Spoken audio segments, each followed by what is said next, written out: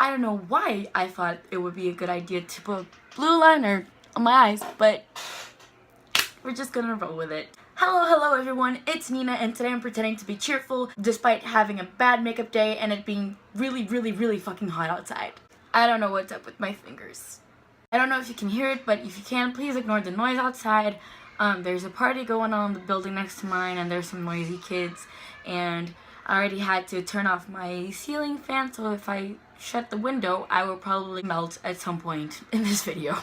So today, I was supposed to be filming my Queen of Air and Darkness review, but I haven't finished it yet. As a matter of fact, I'm still on page 250 something.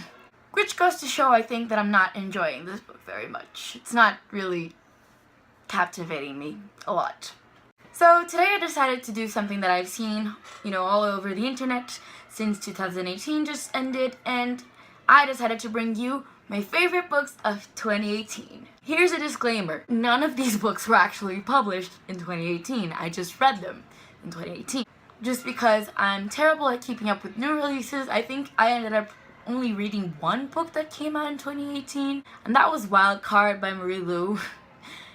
Which is sad because that book was disappointing. But anyways, without further ado, let's jump right into my favorite books of 2018. I ended up choosing a few books that I really loved in 2018 that I just couldn't put down, or that really just stuck with me afterwards. And it's really weird looking back because I ended up reading like 40 something books in 2018, which is not a normal number for me.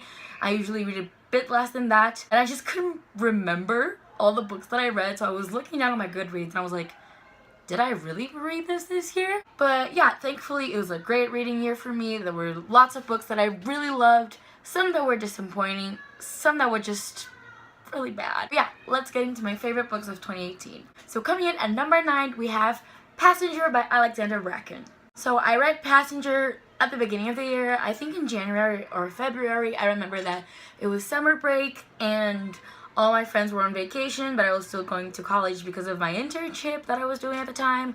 And I remember like reading this on the bus, and I just couldn't put it down. I loved the story, I loved the romance and the characters, and this is a book about time traveling, which was a first to me. I think this was actually the first book about time traveling that I read. I just think it was really well written, and I don't know, I just really loved it. I didn't love Wayfarer, which is a sequel, as much as I loved Passenger, but I think this is totally worth it. Great book, loved it. Coming in at number 8 is The Archived by Victoria Schwab. But I heard so much about this book on BookTube throughout the years. I believe Jessie from Jessie the Reader loves this book, this duology, and I finally picked it up this year, and again, couldn't put this book down. I read it on my way to and from the internship. I think I read this in 2 days because it was so good. I thought the ending was kind of rushed, but overall the story is very interesting. I think this world is very unique, and if you don't know what The Archived is about, where have you been living all this time, honestly? Alrighty, so the next book that I have to talk about is actually not with me right now, and that is To Kill a Mockingbird by Harper Lee. It's a classic. Like, I think a lot of people have to read it in high school, in America and in Canada. That's not the case for us Brazilians. My colleague from my old internship gave it to me for Christmas, and I absolutely loved it. I don't know why it took me a few months to pick it up. I don't know why, because when I did, I really loved it. I gave it to my friend for her birthday recently, and she already read it, and she loved it as well, so good. It's a classic. It's one of my favorite books of all time now. I got this tattoo, which you can't really see, yay, because of the book. It's not an important part of the book, but I just saw this quote there, and I really liked the meaning, and it reminds me of the book, so I got it inked on me forever. Well, yeah, really love To Kill a Mockingbird. Totally recommend it. I think it's a book that everyone should read. I think it provides very interesting reflections on justice and so many other things. Really enjoy it. Didn't expect to love it that much, but I do. Coming in at number 6, I have a contemporary, which is really a surprise. And this is This Adventure Ends by Emma Mills. Like I said in my... what video was it? Like I said in my haul. in my December haul. I really loved this book, and I decided to read all of Emma Miller's contemporaries, and I don't know, I just really enjoyed it. It was such a light, fluffy read. I love the friendships in this book. I love how it, you know, just talked about family and friendship, and the romance isn't the main focus. I just really loved it. I love the characters. It was like such a heartwarming, fluffy contemporary. I think it's a perfect summer read, and I'm thinking of rereading this soon, even though I have other contemporaries to read.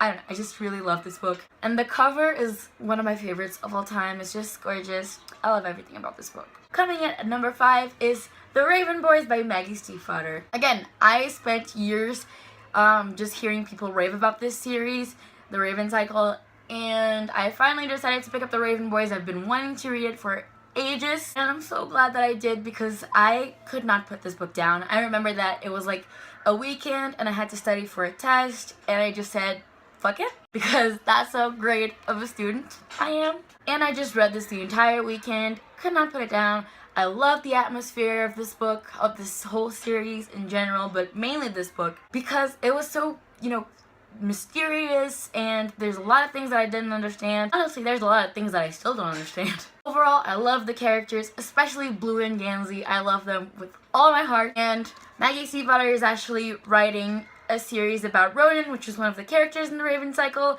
and I can't wait for it because I love Ronan so much. It's a paranormal series, which I don't usually read, but I loved it. 5 out of 5 stars. Coming in at number 4 was a book that really surprised me. This is a book that my parents picked up for me when they went to the United States, I think in 2017. I don't know, I can't remember, they were always traveling. But I had heard amazing things about this book, but it's not the sort of genre that I usually love. And that book is Warcross by Marie Lu. I loved this book so much, like so much. I remember I was reading this in class, because again, I'm a great student, and the couch scene came on. And I don't want to say what this scene is about because spoilers, but if you've read this book, you probably know what I'm talking about. It's the couch scene, and I was reading it and I wanted to squeal, but then I couldn't because I was in the middle of class. This book was amazing. I just, again, could not put it down. What's new at this point? It was just so action-packed. The characters were interesting. I really liked the main character. Is like something that rarely happens for me. I did not think I would love it this much. This is about a near future, I think, where the world is basically dominated by this game called Warcross. I don't know if this can be considered like an AR game. I don't understand anything about games. But yeah, this is a worldwide famous game, and we follow Emika, who is really good at the game, and then one day she kind of hacks herself into the opening ceremony for the worldwide championships of Warcross, and she is then hired to hunt someone who's trying to destroy the game. I don't know, someone who's messing up the game, because Emika's a bounty hunter, and I forgot to say that because I'm great at explaining book plots. But yeah, I love this book. Didn't like the sequel as much as this one, but what can you do? Coming in at numbers 3 and 2 is a duology that I don't know why I didn't pick it up sooner, because everyone and their mother loves this duology. My dad actually read it before I did when the books came on the mail, and he loved it, which is something rare because my dad never reads YA, much less loves it. So it's a really good duology.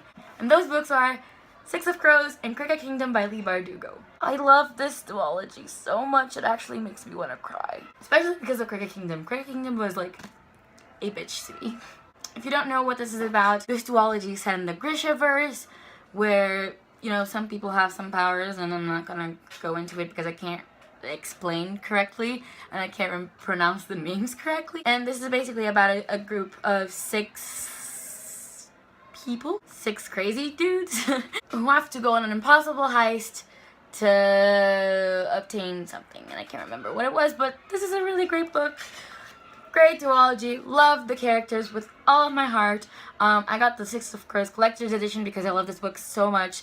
I want to reread it if I have the time before King of Scars comes out, and I think everyone should read this. And my very favorite book of 2018 is one that I already kind of expected to love because I have some friends who really rave about this series. It's supposed to be a trilogy, but we don't know when the third book's gonna be launched yet. And this is angering all the fandom. This book was actually launched like 11, 12 years ago. Yeah. It took me a while to pick it up. I've managed to get a beautiful edition for like half the price. And that book is The Name of the Wind by Patrick Rothfuss. I am so in love with this edition and this book and this world, and if you're a high fantasy fan and you haven't read this yet, seriously, what are you doing with your life? This is an adult fantasy that follows Kvothe as he, grows up, basically. In the beginning of the book, he's just a child, and then at the end of the book, he's 15 years old. And like I said, this book has a sequel, which is The Wise Man's Fear, which I didn't love as much as The Name of the Wind, but still thoroughly enjoy it. And the third book, Doors of Stone, still hasn't a release date, even though The Wise Man's Fear was released like in 2011, so Kingkiller Chronicle fans have been waiting for a heck of a long time, and everyone's just anxious to see what happens next in the series.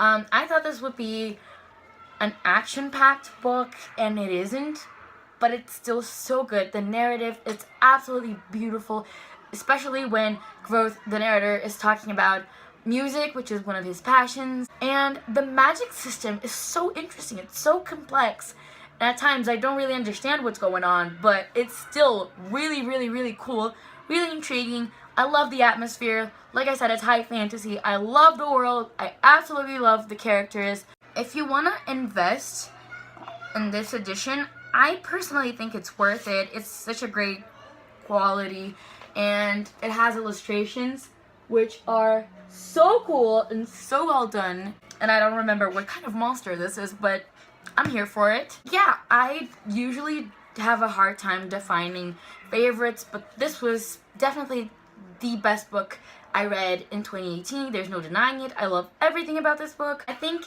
it took me a while to really get into it. I think the beginning is a bit boring, but once like Kvothe is a little bit older and he gets going and he's trying to get to the university, this book just like, you can't put it down. Alright everyone, so that was my favorite books of 2018. I hope you had a great weekend, and I hope you have a great week. Thank you so much for watching. Hope you enjoyed, and I will see you on Wednesday. Bye!